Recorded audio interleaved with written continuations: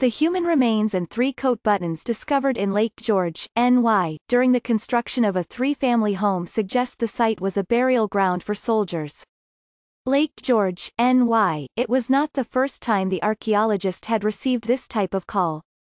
There have been some human bones unearthed, Chris Hayden, an investigator with the Warren County Sheriff's Office, said in a voicemail message to Dr. David Starbuck in early February. "I've been told you have some experience with this.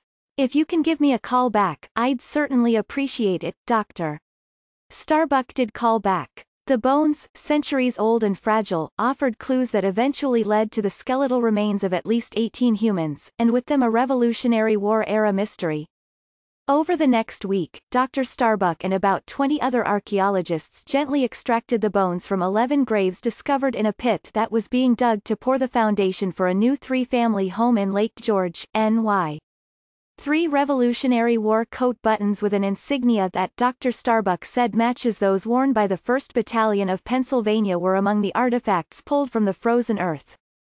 The buttons, Dr. Starbuck said, hint at the likelihood the site may have been a burial ground for Revolutionary War soldiers who had been housed in crude smallpox hospitals nearby.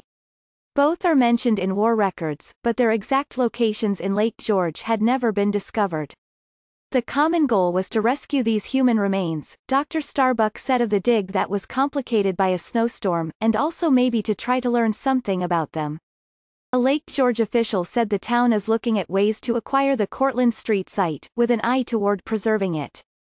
This find in this community adds just one more layer of context, said Michael Borgos, a lawyer for the property owners. To stand here and look out at the lake and think of the bateau heading north for attack, and the lake covered with war machinery and the men who fought and died out here at the edge of the wilderness, it gives you a real sense of place. Lake George, a summertime magnet for tourists about 200 miles north of New York City, is better known in history books for its battles in the 1750s during the French and Indian War than for its link to the Revolutionary War. History buffs know of its recreated Fort William Henry, the site of a siege depicted at the climax of James Fenimore Cooper's The Last of the Mohicans. But the village was also an important location during the Revolutionary War. It saw little fighting, but the land at the southern end of the lake became a repository for soldiers who had been stationed at nearby Fort Ticonderoga and points north who had fallen ill, primarily from smallpox. Dr. Starbuck, an archaeology professor at New Hampshire's Plymouth State University who has written several books on the history of the region, said.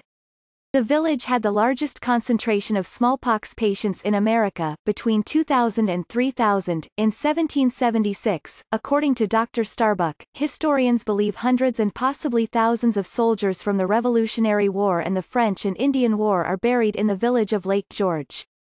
18 years ago, Dr. Starbuck helped analyze a skeleton unearthed not far from the recent discovery. Those remains, determined to be that of a young man whose skull showed evidence of being scalped, were eventually reinterred at the Fort William Henry Cemetery.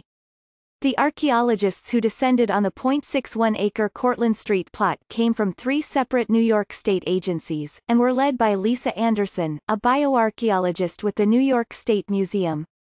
In addition to a few skulls, arm bones, numerous pelvises and femurs, along with the coat buttons, the investigators found fragments of coffin wood and coffin nails. Everything was delivered to the New York State Museum in Albany for analysis.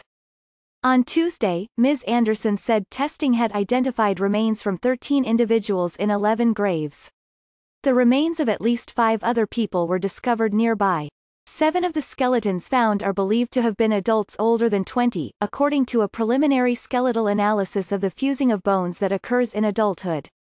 6 are thought to have been younger than 20 when they died, and the age of the other 5 people is unclear, Ms. Anderson said. Of the numerous coffin nails uncovered, the ones not corroded beyond recognition appear to have been hand-wrought, Ms. Anderson said.